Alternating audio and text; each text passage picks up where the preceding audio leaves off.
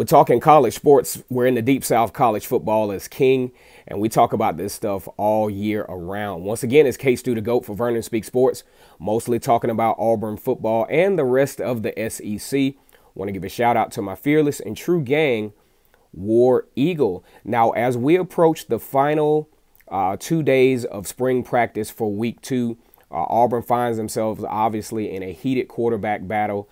Definitely returning some depth at the defensive line.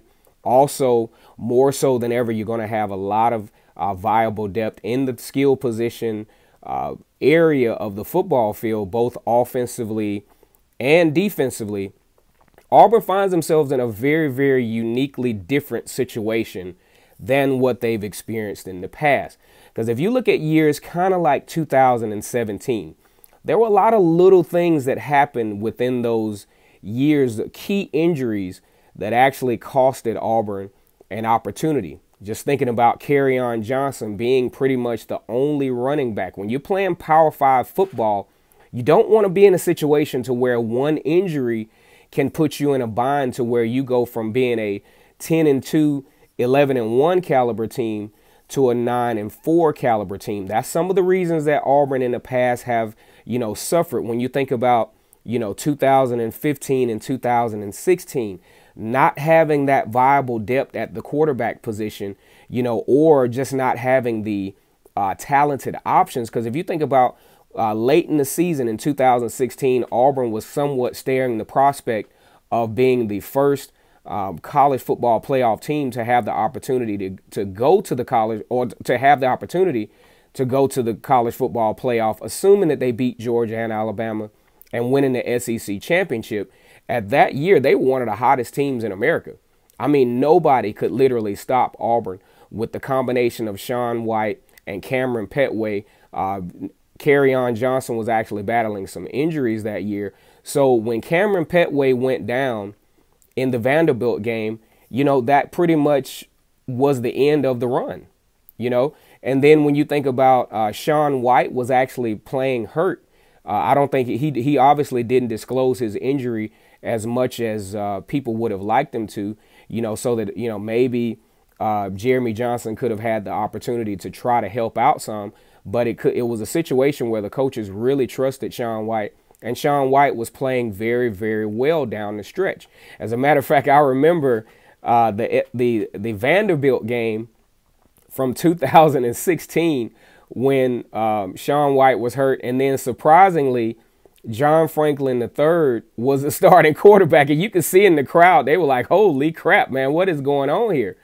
And those types of things, that's not something that the fan base wants to, how they want to feel if the backup is in. You want to have trust in all of the guys that could potentially play the quarterback position. I think it's very important for Auburn to obviously have a starter that they trust, who has the total influence of the team, who can run the run-pass option without making any costly mistakes. But you also want to have, what I think Auburn will have going into this season, is a very, very solid backup plan, just in case someone gets hurt. Because, when you talk about the SEC, you don't need a situation where if one guy gets hurt, then that dooms your whole season.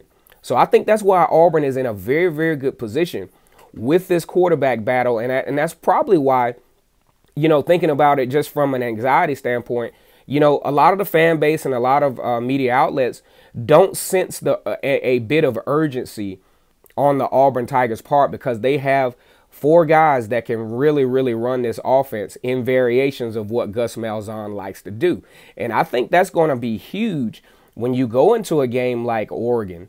I'm not a fan of the 2 quarterback system, especially the variation of it that we saw against Clemson back in 2000 and I think 2016, where there were like 4 quarterbacks played, and it was probably one of the most embarrassing outlooks or outcomes as far as how an offense can go. And Auburn still found themselves, because of stellar defense, with an opportunity to even win that particular game. I think it actually came down to the last play, to where if Auburn could have come down with the football, you looking at an extra point, putting that game into overtime. So, I mean, the defense is going to be solid this year. I mean, there is no question about it. You talk about Derrick Brown, Marlon Davidson, Nick Cole. We can sing this song over and over again to where even the linebackers much more athletic this year.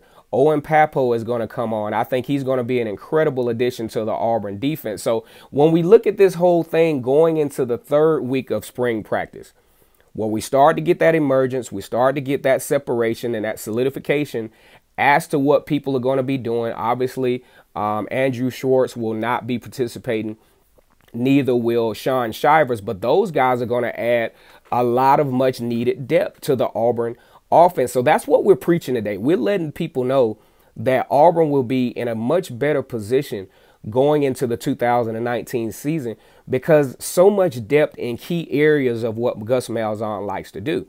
You got to have depth at the quarterback because with the run pass option, the quarterback puts himself in dangerous positions because he's being asked to be a factor in the run game. And that's when the injuries, start to kind of could potentially pile up. That's why I like the prospect of Joey Gatewood being the starting quarterback because he's big, he's physical, and he can take those hits that he's going to have to take. And he can also add to the element of the short yardage game because that's something that Cam Newton was very good at. Let's say 3rd down and 4. You knew who was getting the ball. Cameron Newton was getting the ball. All right.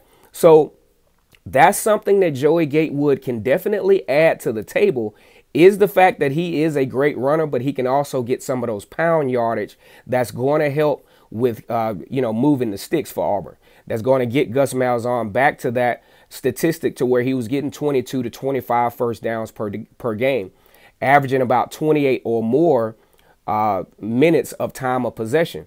And guess what that's going to do? That's going to actually tire out the other defense, and that's going to have Auburn, who probably should have a very, very elite defense, to be well rested to where they're not gassed in those big games against Florida and Mississippi State, things of that nature, to where Auburn can be a very, very well-rounded team, kind of like they were in the middle of the 2016 season and the latter part, I'll say from Texas A&M on in 2017, but this time actually having a lot more depth in key positions. Defensive line, plenty of depth there, but just inexperience at the linebacker position. And one thing I like about all of this, when we talk about the experience, Auburn has that big game coming up against Oregon, right? So you think about guys like Jeremiah Denson, Jordan Peters, all the guys on the defensive line who have played in these big game situations. Daniel Thomas having an opportunity to play against Washington last year on somewhat of a big stage. And that plays a factor when you're going into a game like this and having so much youth around you, being able to get these guys kind of calmed down because you've been there before. And I think that's going to be a huge factor as we go into the Advocare Classic to take on the Oregon Ducks. Now, in news that is going on now, the Auburn basketball team is facing North Carolina in the Sweet 16. That game will be taking place tonight around 8:40 Central Standard Time. Only factor I have for that game, I think Austin Wiley has to be very productive. He has to have it between 15 and 17 points in this game, and I think he's going to have to be way more active on the offensive and defensive boards as, Auburn has struggled mightily in that area. North Carolina does turn the ball over, and Auburn is definitely going to have to take advantage of that part of the ball game. Best wishes to the Auburn Tigers basketball team tonight, trying to make that move into the Elite Eight. Once again, it's K-Stu the GOAT for Vernon Speaks Sports, mostly talking about Auburn football and the rest of the SEC. Want to give a shout out to my fearless and true gang, War Eagle. Oh, don't forget to subscribe to my channel.